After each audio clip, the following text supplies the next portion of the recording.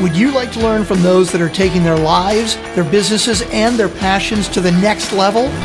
Best-selling author of Speakeasy and master connector Lou Diamond is here to connect you to some of the most inspiring and amazing people on this planet. Get ready to thrive loud with Lou Diamond. Welcome, everyone, to another spectacular episode of Thrive Loud with Lou Diamond, connecting you to the most inspiring and amazing people that are thriving each and every day. I'm your host, Lou Diamond, and today on Thrive Loud, we have someone that turns content into leads, into revenue. She's a social media sales strategist, best-selling author, and CEO of the BAM agency. I like BAM. It pops, BAM. She is all about using social media to scale your business. She also hosts, spoiler alert, the Lindsey Anderson Show podcast, where she shares what's working right now in social media, authority building, and growth. Thrive Loud listeners, Lindsey Anderson. Lindsey, hey. Welcome to Thrive Loud. Lou, so excited to be here. Thank you for having me on today. I'm glad to have you here. You're in the space that we're in, where we're always trying to help people create great content and connect with others. I want to do a little rewind. Lindsey, I don't want to go all the way back to the womb, but I kind of want to understand how this became your gig. Well, I started a web development agency 20 years ago, and I was doing pretty good at that. And then a little thing called WordPress came along, and everybody found out how to do their own websites. But ultimately, what I have found throughout my 20 years of experience is the number one pain that keeps business owners up at night is, how do I get more clients? How do I lead gen? And so it's become my lifelong passion to really help business owners do that. And for me, the number one way to do that is through social media, and it really supports any other lead generation activity that you're doing, is having that consistent visibility there on social media. I like it. Very simple, to the point. She's direct. Let's talk about this space, and we're going to use lots of different, I'll use examples here to make this conversation go. Our listeners range from every walk of life, from traditional corporate folks to those that are entrepreneurs to best-selling authors to who knows what we've had as guests or people that are on the show. All right, so if you have your own business, you're entrepreneuring, let's talk about the channels, first of all, to go with social media. I'm going to ask questions here.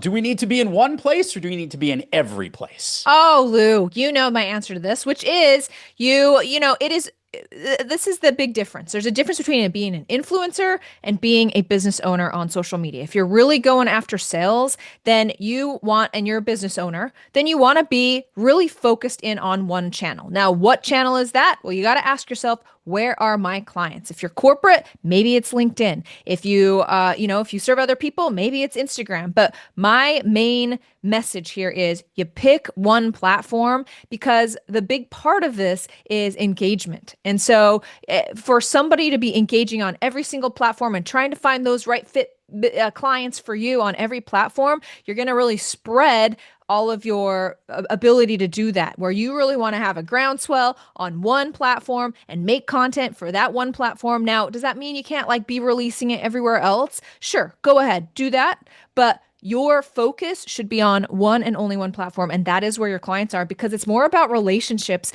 than it is about making this viral content when you're trying to decide if I'm a business owner or if I'm an influencer. And I think a lot of people really lean towards influencer because that's just what you see on social media. That's a great point, and I'm going to get to that right now. Let's spin it to somebody like yourself. Are you able to laser focus in on one form of social media? Because I imagine your clients are in multiple places. My clients are in multiple places, but where I focus on relationships and really building that engagement is LinkedIn. So my clients are business owners. They're they're very serious about LinkedIn. They like LinkedIn. That's where they're hanging out. So that's where I choose to spend my time. Now, I put content out everywhere else, and I have relationships other places, but my bread and butter right now is certainly LinkedIn. Okay. Let's talk about what's working and what's not. I just want to make it clear, because we can go and check out my feed on Instagram right now. There's a lot of trends out there. Lord knows there's a regrettable trend that I'm a baby version of myself, and it's everywhere because it's catchy and it's cute. Yeah.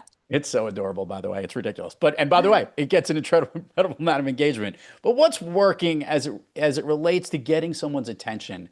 I say this because my email is bombarded with solicitations all day long, not just from people who want to come on the podcast show, but from different type of, trying to grow your business, consulting firms, different practices, social media management and marketing like this. That's coming through email, which I can't even look at anymore.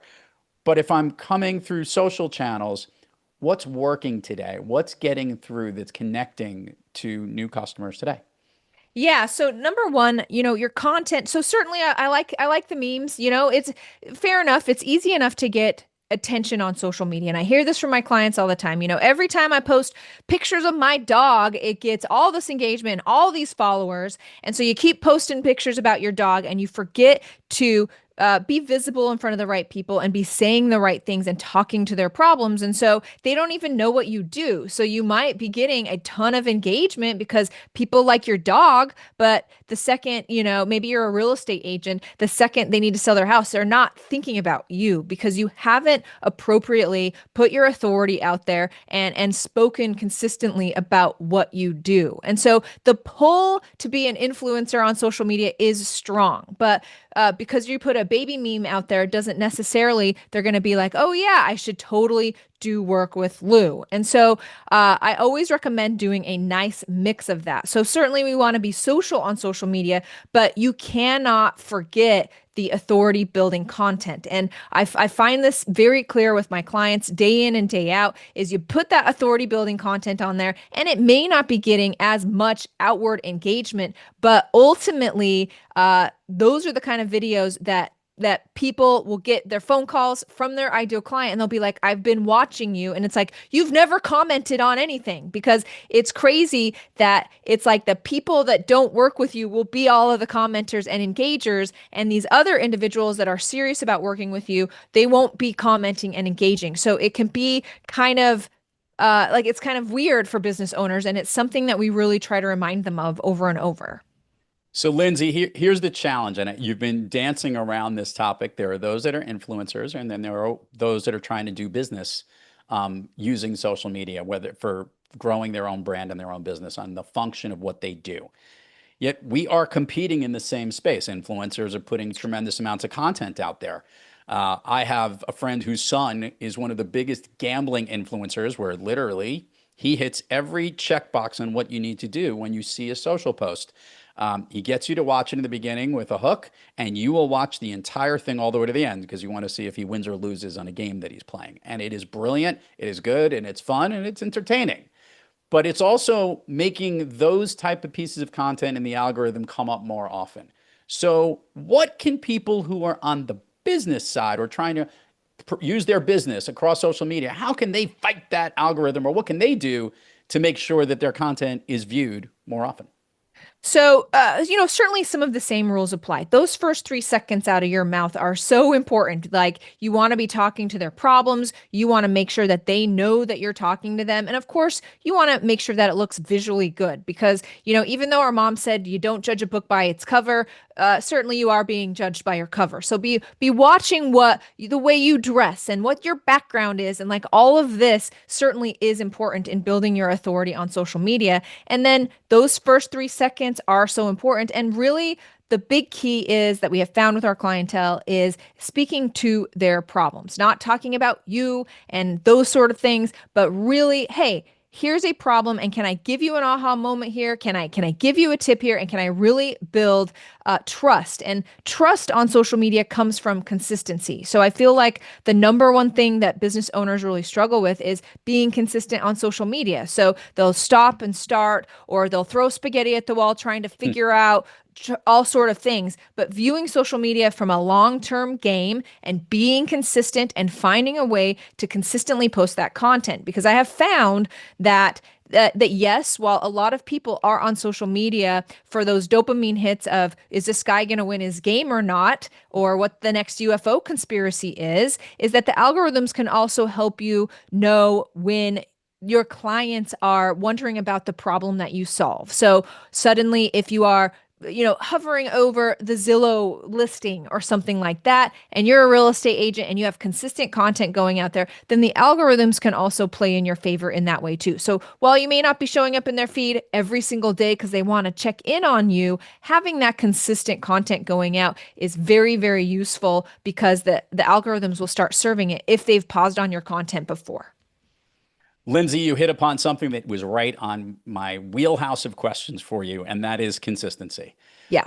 What does that mean to you for the different people that are trying to grow their business across social media? Because is that every day, every hour, 3 times a day? What does this mean? And maybe it's different across different platforms or mediums, but I would love to hear what is the sweet spot for consistency for your clients? Yeah, the sweet spot that we have found is 5 days a week. So your business days, 5 days a week, and you have a very consistent way of doing that. You can't, and as a business owner, you can't be like waking up and trying to figure that out. Like this is something you've got to like batch create. You got to schedule it out and make sure that it's always going out because life will always get in the way. So what we have found and what we do for clients is 5 days a week. That's 3 talking head videos and a couple of written posts. And a nice mix of that will allow people to kind of experience you in a couple of different ways. So that's my generic answer for you there, Lou, which is minimum 5 days a week because it is awfully competitive out there, to your point.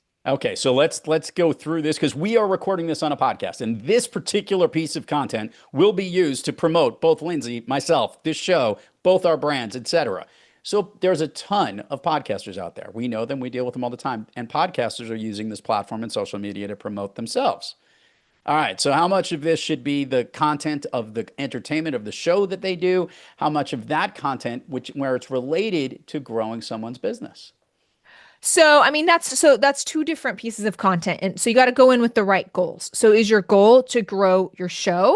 Or is your goal to grow your personal brand and to generate business? So certainly your podcast can lend to that. So you do within your personal account or your business account, you need to be mentioning, I have a podcast. But I do, if you want to be growing that podcast and using social media for that, the point of that account is to promote the podcast, where the point of your business account is to promote your business. I find that when you kind of combine the two, the goals get a little fuzzy because there's a whole different kind of content for people where you just want more listeners and you want more people coming in versus, hey, this is what I do as a business owner. I don't know, Lou, if everybody who listens to the show is clear about exactly what your services are. And so certainly you want to place on your social media to make that very, very clear.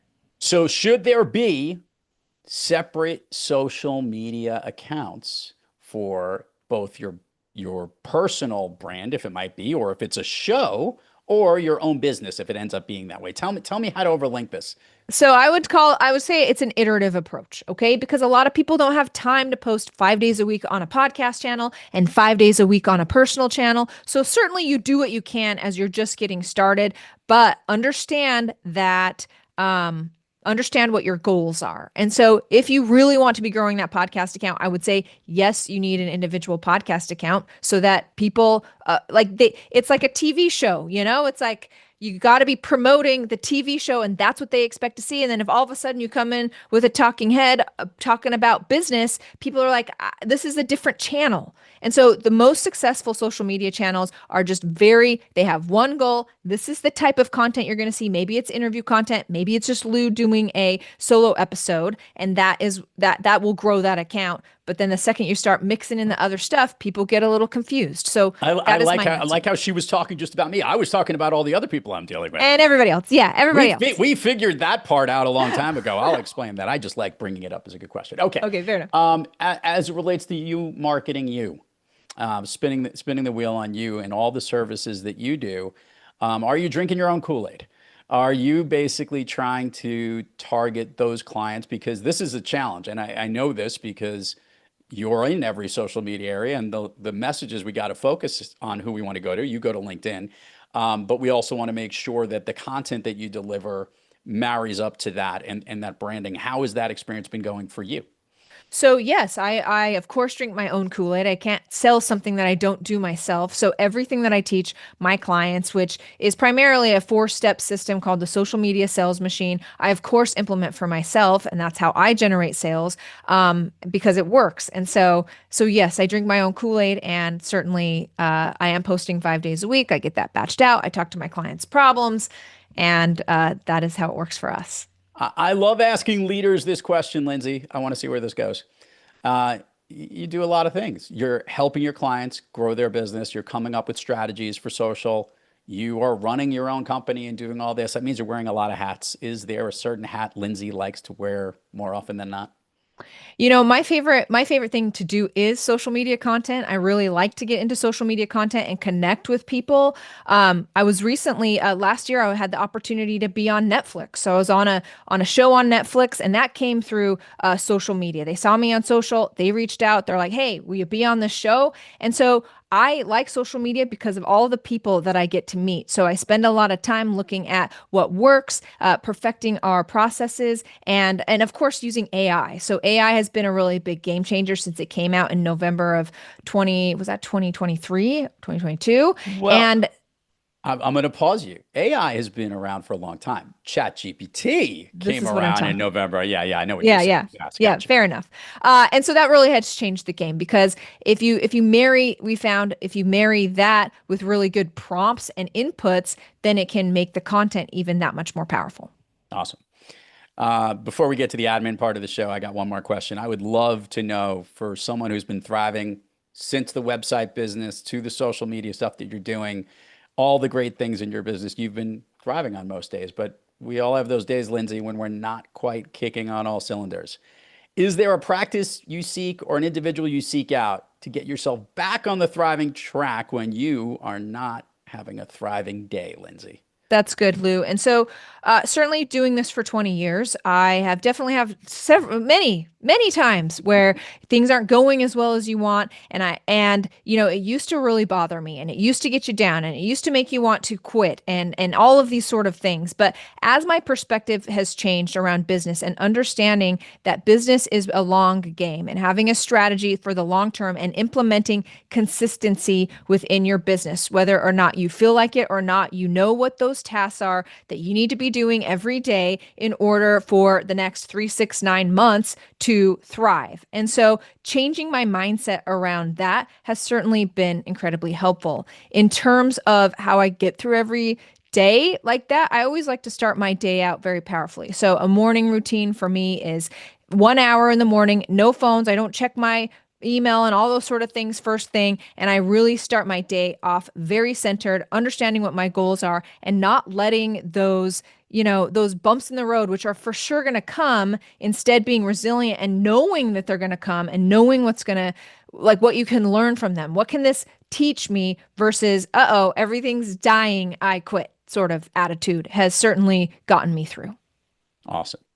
Let's do that admin part of the show, Lindsay. Share with the listeners all the places people can find you, and we will put it in the show notes, but it gets more engagement when they hear it from you. I love it. You can find me on social media at Lindsay, and my website at lindsayaa.com is my website. And then I'm on Instagram and LinkedIn. Please join me there. And that would be really great. So Instagram is the.lindsay.anderson, and find me on LinkedIn.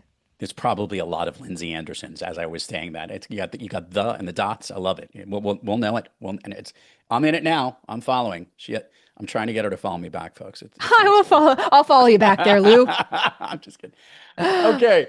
Are you ready to have some fun and go down Fun Street with me here, Lindsay? Let's go. All righty. We're gonna ease on to the Fun Street highway, if you would. Share with the listeners. Do you have an all-time favorite movie? The Princess Bride. You can't beat that. Love it. Love it. You just made my producer excited about the intro of this particular episode. Well, that is awesome. Is there a favorite part of that movie that you like the most? Like one particular scene that you just can't get out of your head? I like it all. I like the storytelling with the child, and I don't know. I just like the whole movie. I like the whole way it makes me take me back to childhood. I got a chance to meet Mandy Patinkin, who obviously, Wow. yes, and he plays obviously the Inigo. My name is Inigo Montoya. You killed my father, prepare And to of course, die. this is what's going through my head right now. And he has been asked to say that something like 1,000 times, whenever he makes a public appearance or whatever it is, which is just amazing. And he used to get annoyed with it, but now he loves it and owns it. My favorite part is when he says to Vicini, you keep saying that word inconceivable. I don't think you know what it means because everything that it has is wrong. Part. You keep saying that word, but I don't think it means what you think it means. All right, here we go. We're going to roll down the Speakeasy Pub Crawl. First answers that come to your mind. These are your favorite stops, Lindsay. I know you know all of them, and here we go. Of late, a song that you've been listening to, or maybe one that's your jam. I mean, I'm a big fan of Flowers by Miley Cyrus. I know that was a long time ago, but I really dig that song. I'm kind of want to get into the NFL's brain trust, who's ever responsible for picking the halftime show, because I think that would be one of the most awesome if Miley Cyrus did that. And dude, it would be so legit. The Super Bowl halftime show would be awesome because Miley hits every, checks every box. She's got some country stuff. Everyone knows her from when she was a kid. And obviously she's pretty talented as now a Grammy winning artist. So yeah, I'm with you on all that. I'm a big fan. Favorite food that is not a dessert? Oh, I mean, I love French fries. I like French fries over dessert anyway. So anytime you offer me French fries, it doesn't matter what kind, I'm in. Okay, so with that, you're going to rank your French fries here. Give me your top three. You have all the different types of styles that French fries can be. What's the one that's your favorite? Chick-fil-A waffle fries all day. Waffle fries. I love Chick-fil-A too. If you could not have French fries for dessert, what would be your favorite dessert? Oh, for dessert, I'm not a huge dessert fan, so I would I just want salty crunchies. I'm sorry, Lou, to disappoint you there. Okay, there's no disappointing. Yeah, all day Doritos or anything salty crunchy like that for dessert is where I'm going to put my calories. Gotcha. An activity you wish you did more of? I love paddleboarding. So stand-up paddleboarding. I'm here in the beautiful Pacific Northwest. There's a lot of places to do that. So more, please. An activity you wish you did less of? Oh. I mean, I try to really structure my life to not do a lot of that kind of thing. I mean, I guess there are some administrative things in my business around accounting and insurance that I would rather not be doing, but some are definitely, it's part of the job.